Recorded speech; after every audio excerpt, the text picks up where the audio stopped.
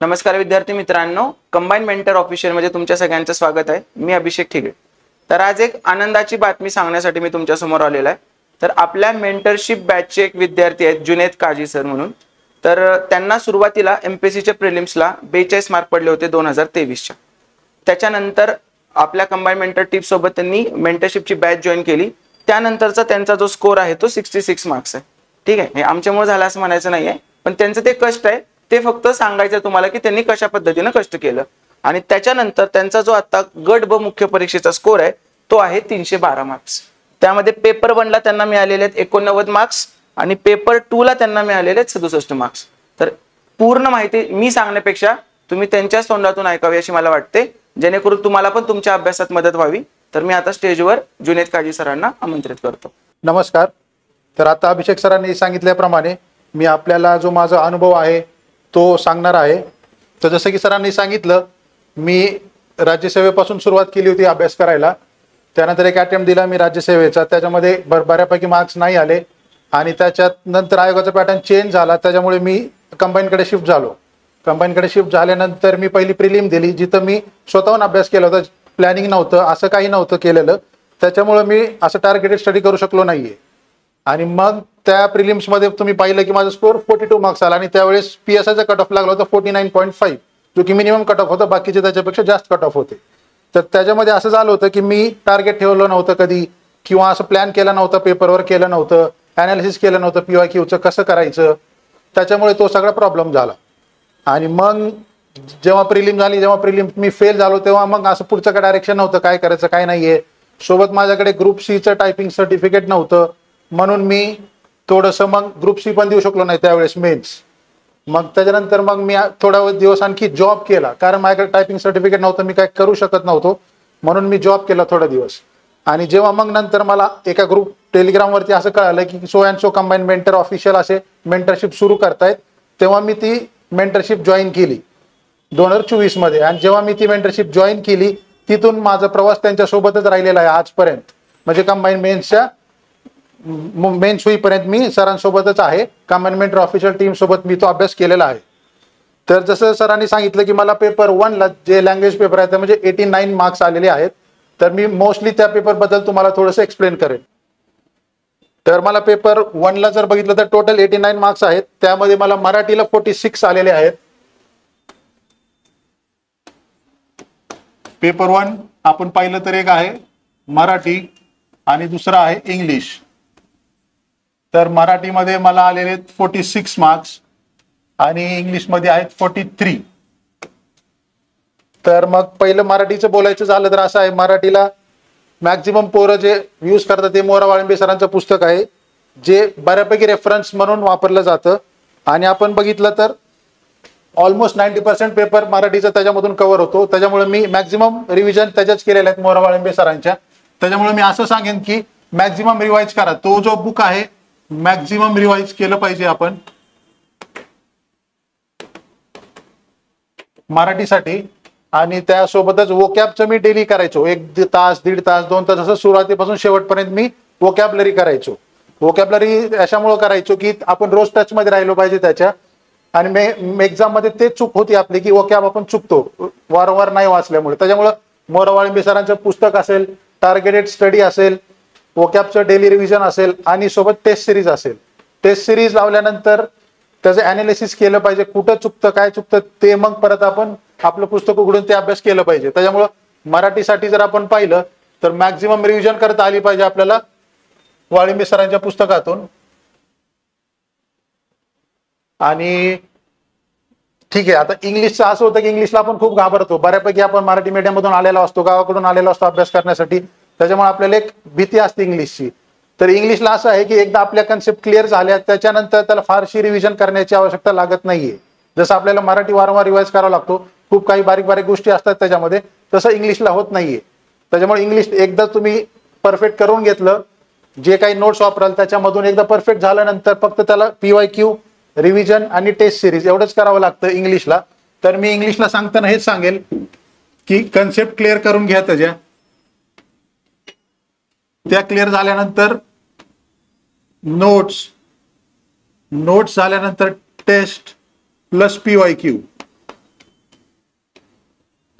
आणि मग फार फार रिव्हिजनची आवश्यकता लागत नाही इंग्लिशला लास्टच्या 15 दिवसात वगैरे. त्याच्यामुळे मराठीला मॅक्झिमम रिवाइज करत राहणे, इंग्लिशचं PYQ करणे, टेस्ट सिरीज करणे, अनालिसिस करणे आणि जिथं चुकतं तिथं वारंवार वाचणे. कारण आपण पाहिलं रिसेंटली तर मोस्ट ऑफ द वोकॅब पण इंग्लिशला PYQ बेस्ड असतात 50% 60%.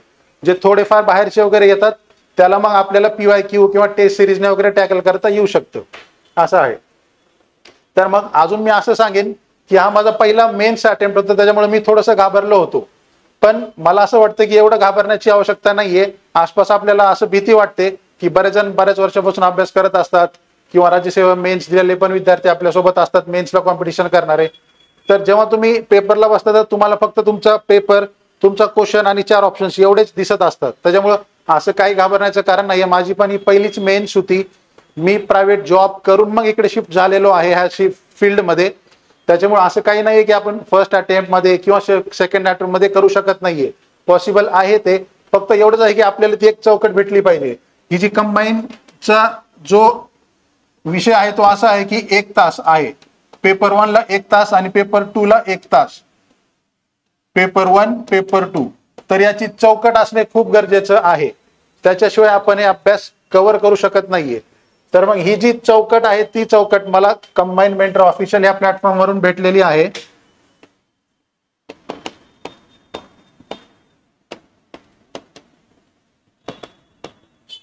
तर मग ह्या प्लॅटफॉर्मवरून मग असं झालं की आम्हाला एक चौकट भेटली.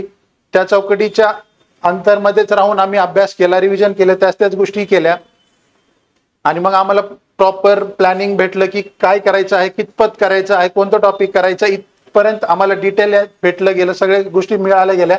त्याच्यामुळे आम्ही मग त्यानुसार टार्गेट करून अभ्यास करायचो. आणि मग 2023 ला असं झालं की आम्हाला असं मेंटर सांगणार नव्हतं कोणी की हे करा ते करा. त्याच्यामुळे कदाचित मला जसं तुम्ही बघितलं की 42 मार्क्स आले होते प्रिलिमला, तिथून मग मी 66 पर्यंत जाऊ शकलो 2024 प्रिलिम्सला.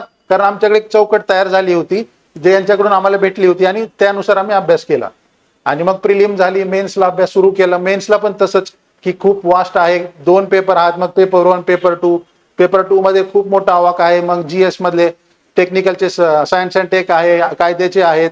त्याच्यामुळं जेव्हा आपल्याला ही चौकट फिक्स होईल तेव्हाच आपण मॅक्झिमम रिव्हिजन करू शकू आणि 1 तासामध्ये लवकरात लवकर पेपर सॉल्व्ह करू शकू. तर मग मॅक्झिमम स्कोअर आपला पेपर 1 मध्ये टार्गेट केला पाहिजे आपण. तेव्हा जाऊन कुठं आपल्याला लीड भेटेल किंवा आपल्याला मग ती पोस्ट भेटण्याची चान्स जास्त वाढतील. त्याच्यामुळे पेपर 1 ला जास्त फोकस करा. आणि पेपर 1 ला मॅक्झिमम काय सोर्सेस वापरायची आवश्यकता नाहीये. जेवढे मिनिमम सोर्सेस आहेत तेवढे सोर्सेस वापरून त्याच्यावरती कसं आपण मॅक्झिमम रिवाइज करू शकू, कसं सारख्या त्या गोष्टी वाचत राहू. याच्या व्यतिरिक्त मी अजून थोडंफार हे सांगेन की लायब्ररीमध्ये वगैरे मी असं म्हणजे एकटाच अभ्यास करायचो. कारण माझी मेंटरशिप माझ्याकडे होती, त्याच्यामुळे मी फारशी कोणाशी डिस्कस करत नव्हतो गोष्टी. मी आणि मेंटरशिप असं करून मग मी लायब्ररीत स्वतः अभ्यास करायचो. ग्रुप स्टडीवरती वगैरे जास्त माझा भर नव्हता. अलीकडे करतात लोक, पण माझा असं फार भर नव्हता ग्रुप स्टडीवरती. त्याच्यामुळे मी मेंटरशिप आणि मी असं एक मॅचअप करून माझा अभ्यास करायचो त्या मेंटरशिपच्या टार्गेटनुसार. आणि त्याच्यामुळेच मला वाटतं की पहिल्याच अटेम्प्टला मेन्सला एवढ्यापैकी मी मार्क्स घेऊ शकलो. तर परत मी तेच सांगेन की काहीतरी एक चौकट फिक्स करा. त्या चौकटीच्या आतमध्ये मग बघा कसं प्लॅन करायचं, काय करायचं. आणि टार्गेटेड स्टडी करणं खूप इम्पॉर्टंट आहे. जसं आपण लायब्ररीत जातो, संध्याकाळी येतो, असं न करता की हा आज हे करायचंय, आज ते करायचंय. बॅक ऑफ द माइंड जेव्हा आपल्या गोष्टी चालू राहतील तेव्हा मग कुठं आपल्याला मग तो रिदम डेव्हलप होईल. अजून एक गोष्ट मी असं करायचो माझ्या अभ्यासात की माझे स्लॉट फिक्स असायचे. म्हणजे मी समजा सकाळी 7:30 ला अभ्यासाला सुरुवात केली तर 7:30 ते 1 डेली मी फक्त लँग्वेजच करायचो. Day 1 to day last. सुरुवात जर मी 7:30 ते 1 लँग्वेज पासून केली डे 1 ला, तर डे लास्ट पर्यंत मी कंटिन्यू सेम शेड्यूल फॉलो करायचो. असं प्रत्येक सब्जेक्टला 3 ते 5 मी मॅथ अँड रिजनिंग करायचो. तर लास्ट पर्यंत ह्याच टाइम मध्ये मॅथ रिजनिंग करायचो मी. कारण माझा एक असं परसेप्शन झाला होता की एक आपलं माइंड डेव्हलप होतं त्यानुसार. त्याच्यामुळे मी ह्या टायमाला त्या टायमाला तसंच करायचो. तसंच मग रात्री 9 ते 10 किंवा 10:30 पर्यंत करंट अफेअर्स करायचो. मग रोज ह्याच टायमाला मी करंट अफेअर करायचो. मी असे स्लॉट फिक्स करून ठेवले होते आणि त्याच स्लॉट मध्ये अभ्यास करायचो मी.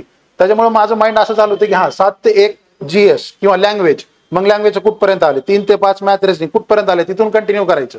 त्याचा एक फायदा झालेला आहे मला की मी माझे स्लॉट ठरवायचो आणि त्या स्लॉट मध्ये अभ्यास कंप्लीट करायचं प्रयत्न करायचो. आणि अजून एक सांगेल मी, PYQ PIQ हे खूप खूप इम्पॉर्टंट आहेत. आपण पाहिलं 50-60% क्वेश्चन्स तिथंच असतात, फक्त ऑप्शन्स वगैरे चेंज झालेले असतात. आता हल्ली तर तसं झालेलं आहे, राज्यसेवा मेन्सला, कंबाईनच्या मेन्सला PIQ बेस्ड पेपर यायला सुरुवात झालेली आहे. त्याच्यामुळे PIQ वर कमांड येणं खूप इम्पॉर्टंट आहे.